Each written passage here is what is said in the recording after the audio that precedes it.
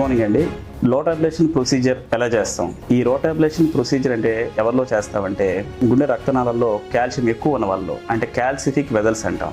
ఈ గుండె రక్తంలో కాల్షియం ఎక్కువ ఉండటం వల్ల ఒక్కొక్కసారి మన స్టెంట్ వెళ్ళటం కష్టం అవుతుంది. స్టెంట్కు వెళ్ళిన రక్తనాళాల గోడలకు అతుక్కోవడం కష్టం అవుతుంది. సో ఈ ప్రొసీజర్ రిలేటెడ్ కాంప్లికేషన్స్ తగ్గించడానికి మన రోటాబ్లేషన్ ప్రొసీజర్ చేస్తూ ఉంటాం. దాని యొక్క బర్ ఒక డైమండ్ చిప్స్ దాంతో అమర్చబడుతూ ఉంటుంది అనమాట.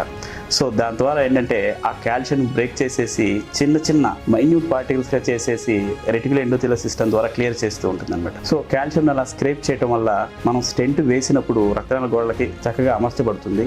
అంతేకాకుండా ఫ్యూచర్లో స్టెంట్ బ్లాక్ అయ్యే ఒక డిసీజెస్ కానీ, స్టెంట్ లోపల కొవ్వు చేరుకునే కాంప్లికేషన్స్ కానీ ఇవన్నీ కూడా చాలా తగ్గిపోతూ ఉంటాయి.